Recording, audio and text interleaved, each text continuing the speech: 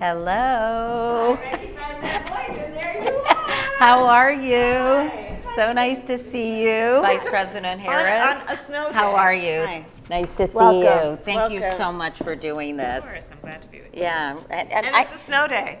I know, and it's It's- beautiful in Washington. Can I say It's the city really looks so gorgeous. spectacular? Isn't it beautiful? Meanwhile, why did I think you were much taller? I recently learned you're only 5'2". Is that true? That is absolutely incorrect. Okay. I am 5'4" and a quarter. Okay, and I'm Sometimes 5'3" 5'4" and a half, and with heels, which I always wear, I'm 5'7" and a half. Thank you very much. Okay, Wikipedia, you're wrong, and we need to Totally correct wrong. that. I've said this to my team, like, what? I don't know where it came from. I was 5'2" when I was 12. They say I'm 5'1" on my Wikipedia page. How tall are you? 5'3" and 3/4. Right? And shrinking. It's like literally, they just want to make us smaller in every way. I than know, we but are. I was excited because I'm short, and I was like, oh, Kamala is No, short I like am me. not. I literally am not. Like, Okay. they're just trying to take Okay. 2.5 inches off my, We stand corrected. wing. Yes, and we we'll make stand. sure. And we Yes, stand. yes. Good. All right, everyone. Okay, here we go. First of all, thank you so much for being here, course. for agreeing to have this conversation. I'm very excited to talk to you about everything you're doing. I know that Vice President Harris, you're embarking on a Reproductive Freedoms Yes, tour yes. to highlight the harm caused by abortion bans and restrictive laws Correct. following the overturning of Roe v. Wade. This is an issue that has resonated so much with Democratic voters, and I'm curious, what is your goal as you travel around the country?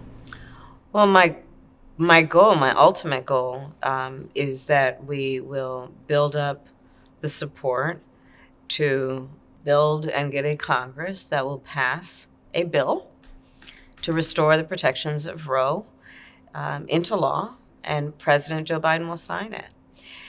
But then let's take a step back. So I'm starting it's called, we're naming it the Fight for Our Reproductive Freedoms Tour. And it'll begin on January 22nd, which is the 51st anniversary of the Roe v. Wade decision.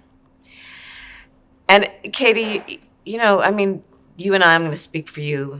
I think I'm accurate. Most of our adult or our conscious lives, right? When we were able to be aware of what is happening in the world. Roe v. Wade was the law of the land. Roe passed when I was in 10th grade. So it was the law of the land for almost the entirety of our adult lives. And, I'll speak for myself now. I always pro-choice. Whenever there was a moment where we had to speak about protecting Roe, let us protect Roe. But honestly, I think most of us we were pretty certain it would always be here. And look what happened. The highest court in our land took a constitutional right that had been recognized from the people of America, from the women of America. And the day that decision came down, the world in so many ways, in terms of a lived experience for the women of America, changed in a drastic way. After the Dobbs decision, which undid Roe, came down, states around our country proposed and passed laws that would punish women, criminalize healthcare providers, ban abortion, in some cases, even in the situation of rape or incest. As you know, I spent a lot of my career as a prosecutor, and one of the reasons I became a prosecutor, I've started to share the story more. My best friend in high school, when we were in high school, I learned was being molested by her stepfather. And when I learned that, I said, well, you have to come and stay with us. I called my mother. My mother said, of course she has to come stay with us, and she did. And so I decided I wanted to do the work that was about protecting women and children from violence. And the majority of my career as a prosecutor was focused on crimes against women and children. So bringing that back to the point of no exception even for rape or incest. So these extremist so-called leaders are basically saying to a survivor of a crime of violence to their body, a violation of their body, saying to these survivors, and you don't have the authority or right to make a decision about what happens to your body next. That's immoral. That's immoral.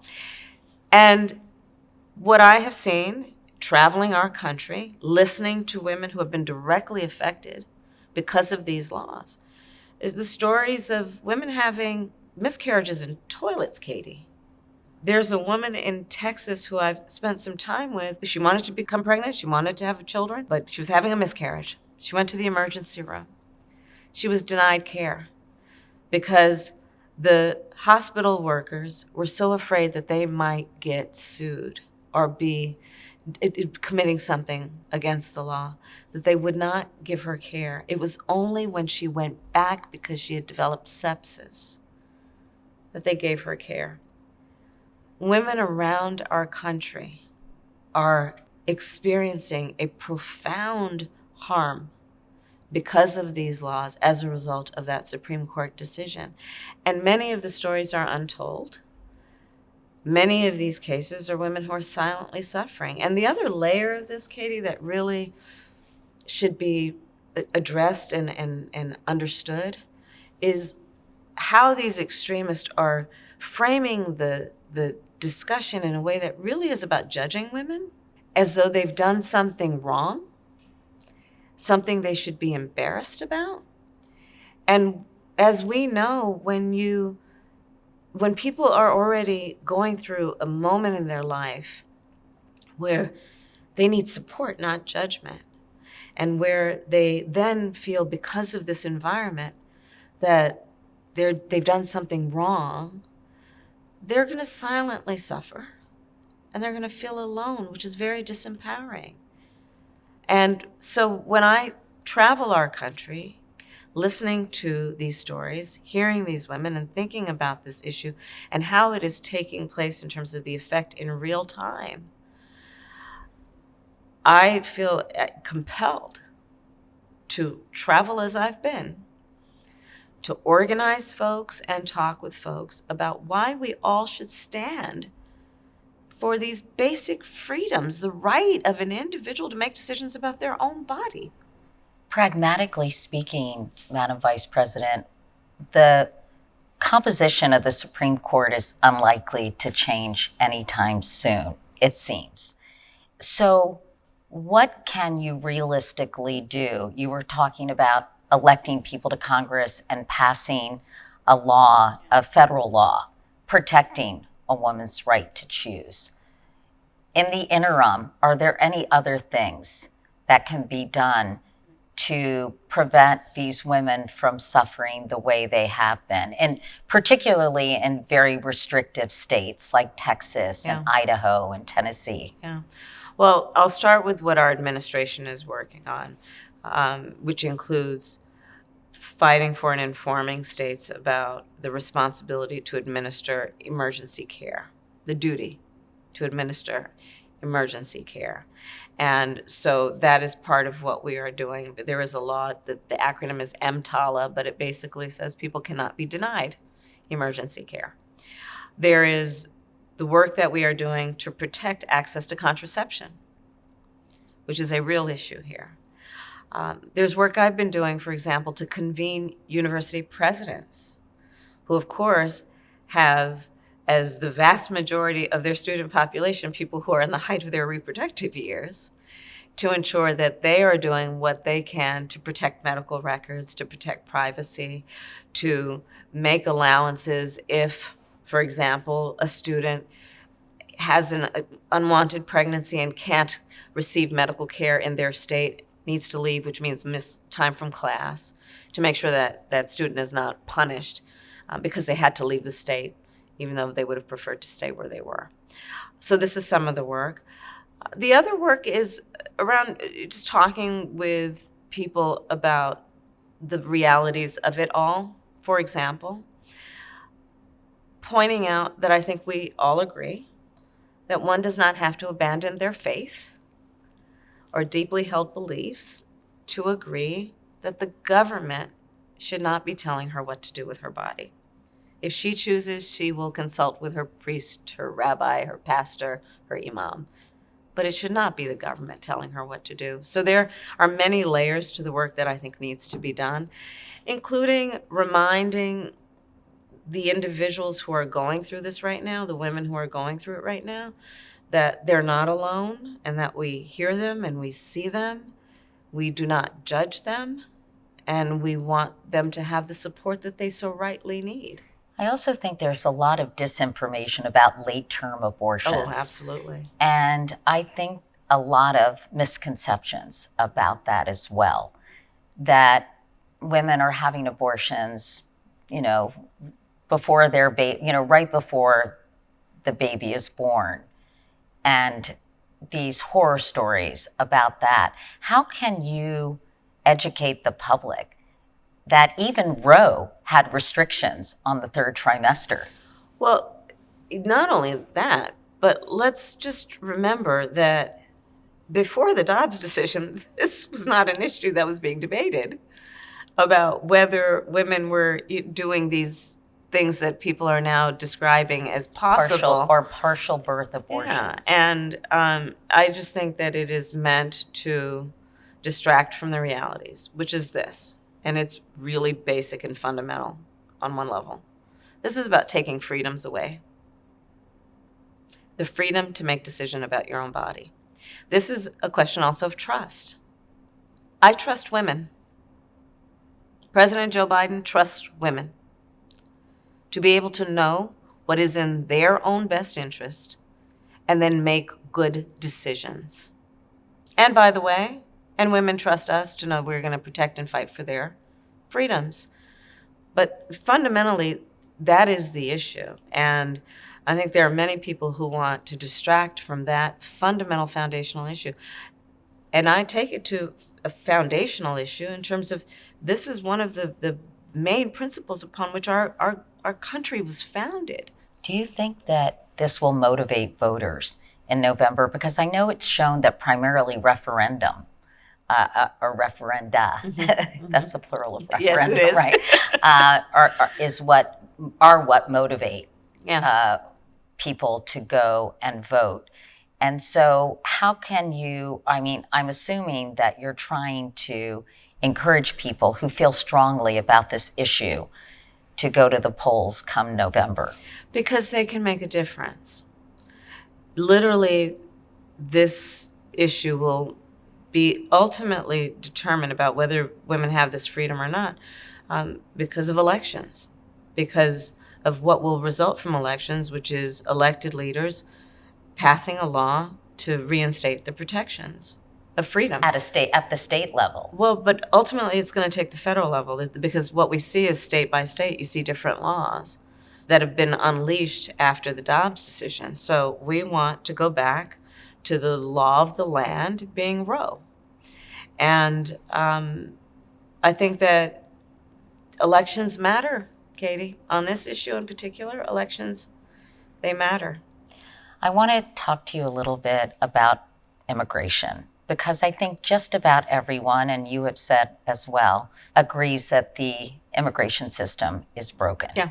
And we need comprehensive immigration reform. Early on, I know you were tasked with understanding the root causes of the immigration crisis, but you are not in charge of the border, which I think is important to point out.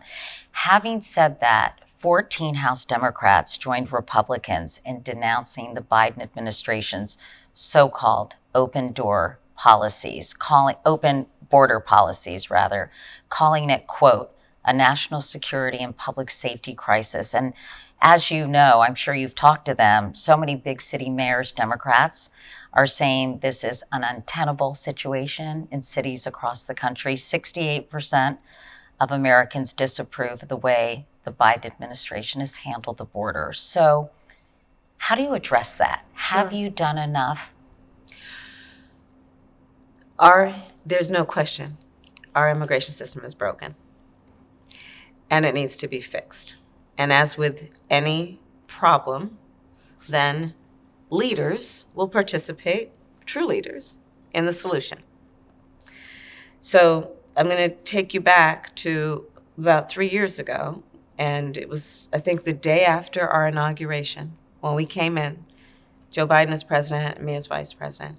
The first bill that we offered was a bill to fix the immigration system. And that's when you controlled both houses. And Congress did not take it up. And I will tell you that This is, first of all, not a new issue, but sadly it has become so deeply partisan and the subject of then political gamesmanship, when in fact the solutions are at hand. And we offered a solution early on and invited bipartisan work. Let's work on it to fix this.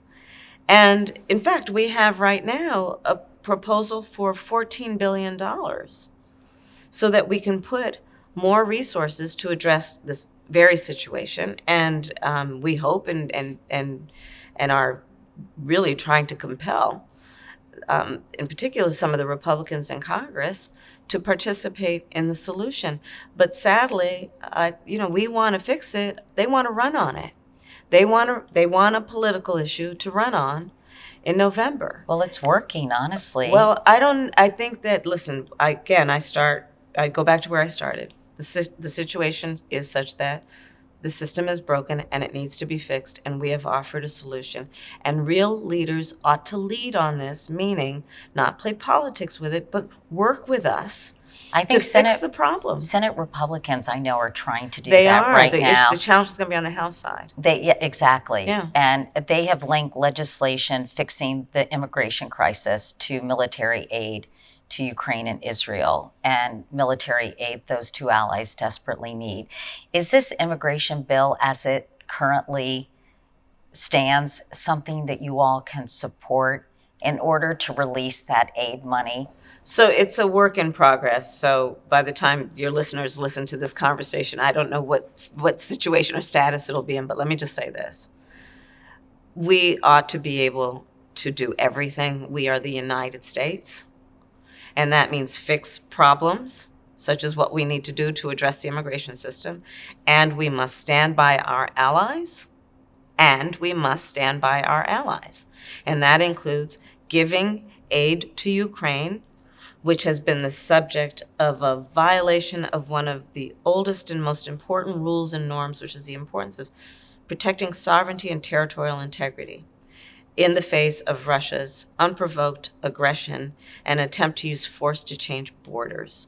The first war in 70 years in Europe. And the United States must stand by our ally, Ukraine, on principle, much less to stand strong about what is American leadership, to uphold international rules and norms. And by the way, I've now met with over 150 world leaders, Katie. Presidents, prime ministers, chancellors, and kings. Many of them now multiple times.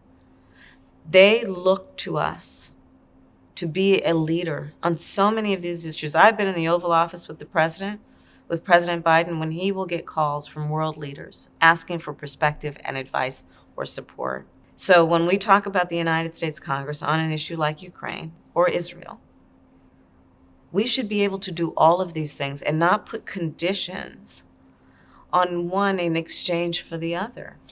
Let's turn to Israel, because it's been more than 3 months after the horrific attacks of October 7th. People are seeing graphic images of devastation and thousands of civilian casualties in Gaza. I'm sure you're seeing them too.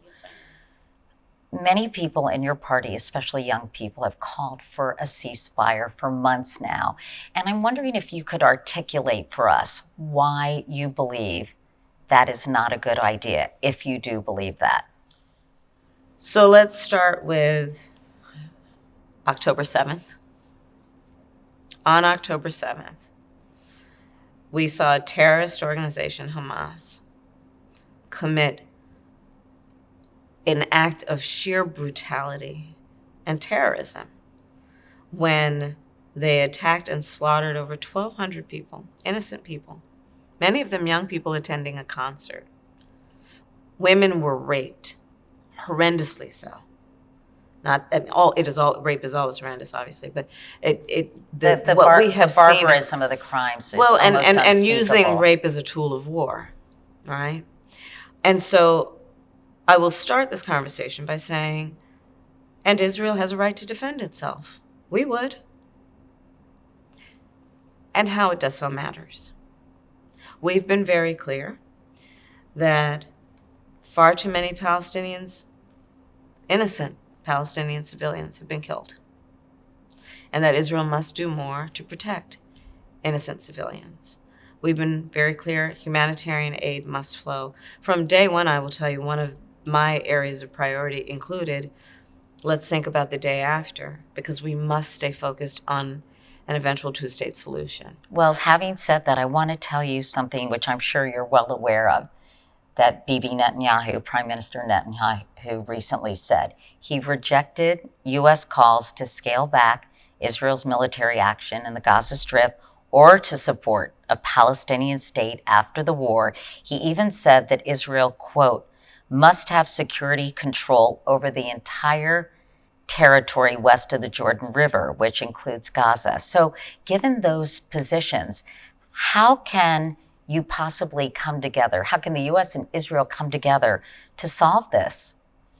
And should aid to Israel be conditional? So I'll start with the principles that we are applying to this discussion, which we've been very clear with the Israeli government about. One, as it relates to the day after, there should be no reoccupation of Gaza. There should be no changing of the territorial boundaries of Gaza. That the Palestinians are entitled to, in equal measure with Israelis, security and prosperity. Doesn't sound like Bibi Netanyahu agrees with that. We're the United States of America. I'm telling you our position. And we take our role in this discussion very seriously. There may be disagreements. That doesn't mean we're going to change our mind about the principles that are important to be applied to this process in terms of what a day after should look like. And those principles remain consistent. We believe very strongly, I believe very strongly, Palestinians are entitled to dignity and self-determination. We believe there must be a two-state solution for the sake of the stability in the region. We believe very strongly as a first principle, Israel must be secure, that Hamas and must not be in a position to commit terrorist acts against innocent people or the people of Israel in particular. So should aid, Madam Vice President, be conditional? If the Prime Minister of Israel is stating this, should that aid not come if there's not that kind of flexibility that you're seeking? We are right now in a position of negotiating with Congress to follow through on a commitment we made for aid. And we are taking it one day at a time in terms of what is happening in the region and how we are addressing the issue. But that's where we are right now. So I don't feel like you really answered my question. I think I did. Well, but do you think it should be conditional? I know you're carrying out. That's not our position right now. Not right now. Yeah. Okay. I want to turn to the accomplishments of the Biden administration. Good. An infrastructure bill, finally, the CHIPS Act, the Safer Communities Act addressing gun violence, to name 3 legislative accomplishments. Low unemployment, millions of jobs created, inflation down, the stock market up. You don't hear that much from reporters, do you, in the form of a question? And yet, you and President Biden's approval ratings are at historic lows. The president at 38, you at 37. Why do you think that is, given what I just outlined? Well, first of all, if I listened to polls, I would have never run for my first office, or probably my second or third for that matter. So I only put so much stock in polls. But it must be discouraging. Well, no, here's the thing. We have to earn the reelect. That is, without any question, the right place to be in a democracy. You got to earn the reelect. And so our job, you are correct. We have we have historic accomplishments in terms of the economy, what we've done to move forward. It's science, technology, and investment in the American workforce, growing the American workforce, rising wages, bringing down prices. Historic work has happened, no question. It is incumbent on us to let people know who brung it to them, frankly. Because here's the thing, Katie, if you do want to look at polling, let's also look at the fact that it tells us that if you ask people how they feel about the fact that we finally capped the cost of insulin for seniors at $35 a month, hugely popular.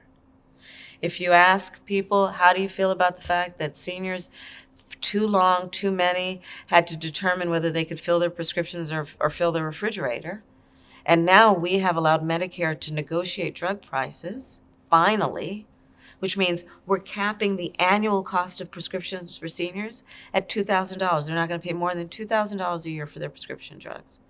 Very, very popular. If you ask students with debt, people who have graduated with debt, or even haven't graduated, who have debt from college or secondary school. And he just announced today additional debt relief for... We have now erased the debt of over 3.5 million people. Very popular. If you look at what we are doing, that is right now active projects in all 50 states that are about upgrading roads and bridges, repairing streets and airports, hugely popular. And if you drive down most streets in America, you'll somewhere or another see some construction site or a crane up that you can probably point to the Biden-Harris administration to know that that work is starting to happen, because we finally got the infrastructure work done. Previous administration kept talking about Infrastructure Week. We actually made it happen. So you're right, we have a lot of accomplishments. And I think what the American people want most in their leaders is that we actually get things done. And we have done it.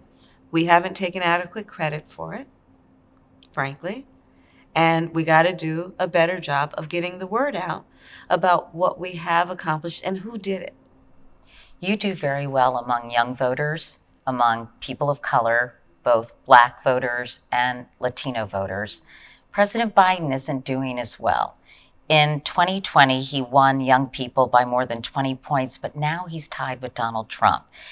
And I'm curious, you've been, I think people believe you're a good messenger to bring some of those voters back into the fold, back behind, to support Joe Biden, and not just Kamala Harris. How are you going to do that? Well, part of it is getting the heck out of D.C., which I've been doing. In fact, after the Dobbs decision came down, I decided to get on the road ahead of the midterms and going to purple, red, and blue states in almost equal measure, talking with folks and listening to folks. And I started then last fall a college tour where I have now met with over 15,000 students, Gen Z, who, by the way, I think is a terrific generation of people. I know you love Gen Z. I You do said it love on The View. I do love Gen Z. I really do, because it's a lived experience for them. They've only known the climate crisis. Most of them have endured active shooter drills between kindergarten and 12th grade. They, during their height of their reproductive years, saw the court take away an essential right for them.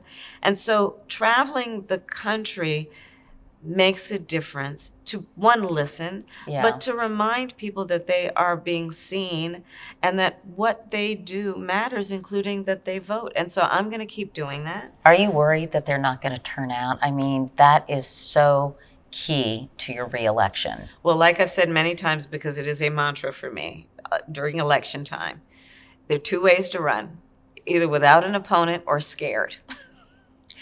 You got to earn it. And you got to get out there and you got to do the work. And I'm prepared to do it. You know, I wasn't going to ask you a question about Joe Biden's age, because after all, Donald Trump is just 3 years younger. And some people seem fixated on Joe Biden's age. But I wanted to ask you. It's because they have nothing to run on. Katie. Well, immigration now they're running on too. Which they could actually participate in fixing. Right. And but really, yeah, you're right. They're running on immigration because they like having the problem, so they can have an issue. When in fact we have offered them the ability to solve it, and they don't want to participate in that, right? In the solution, right, about immigration. But having the age thing, voters are concerned. I mean, according to almost every poll, that is an issue, and I was curious to get your take on this. 4 years ago, I think it was a rally in Detroit. Then candidate Biden was at a rally with you, Cory Booker and Gretchen Whitmer. And I looked up what he said. He said, look, Joe Biden says look a lot, doesn't he? He says, look, I view myself as a bridge, not as anything else. There's an entire generation of leaders you saw stand behind me. They are the future of the country. And I wondered when you heard that, if you thought that was a 4-year bridge or an 8-year bridge. I want to get to the heart of what I think you're raising, which you've said is his age. So let's talk about that. I spend a lot of time with Joe Biden, be it in the Oval Office or the Situation Room. And I can tell you, this is someone who is tireless in terms of working on behalf of the American people. To your point of knowing Joe Biden, he comes from a background and a place in his heart and soul where he cares so deeply about working people, about families. We talk about his empathy because he actually is concerned about the suffering of other people and works to alleviate that suffering. He is bold. And it is because of all of that that we have been able to pass transformational work, bipartisan work, when we've been able to do it. A large part of it is because Joe Biden, and I've watched him, sits in that Oval Office with the leaders on the two sides and helps people figure out that compromise is actually a good thing. Solutions are a good thing. I have been in the Oval Office when heads of state from around the world, in particular our allies, call up Joe Biden and ask for his advice, and he gives it. It is Joe Biden who is, without any question, and leaders around the world would admit it, the one who was able to bring together NATO to support Ukraine. So this whole issue that they are raising about his age is, again, because they've got nothing to run on. And I just think that we got to get beyond this, because I think ultimately what the American people deserve is that their leaders perform by way of solutions and uplifting the condition of their lives. I'm glad you used that word, perform, because I was listening to something Hillary Clinton said recently about performative politics. Yeah, it's a double entendre, isn't it? Right, Yeah. and that Yeah. people who are doing the hard work of the nation's business are not Performative. performing. And I thought that was such an Performative interesting versus performing. Right. Perform, or not Right. performative, Yes. exactly. Yes. And Yeah. I thought that was such an insightful observation, because people doing the work, let's face it, are not that entertaining.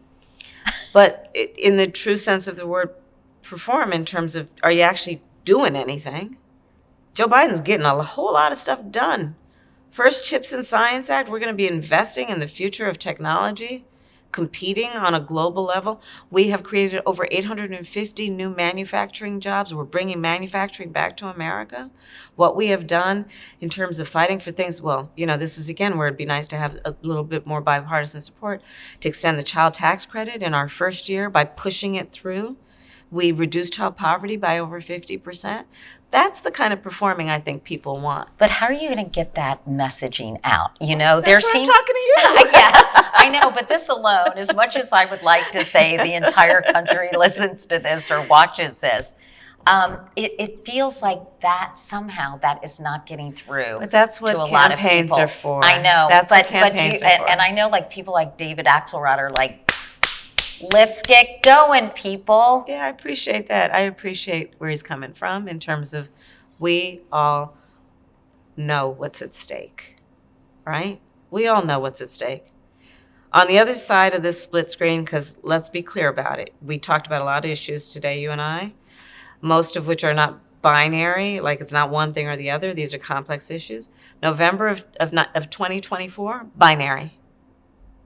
And on the other side, you've got someone who has said that if he were back in office, he would weaponize the Department of Justice. Someone who has openly applauded insurrectionists as patriots. Someone who has said that they will go after their political enemies and applauds dictators. indicating that he would be one. So let's be really clear about what's at stake. And then, yes, of course, there is then a desire that let's get out there because we can't lose this democracy. We can't. And I agree with that passion. I am motivated by the same passion.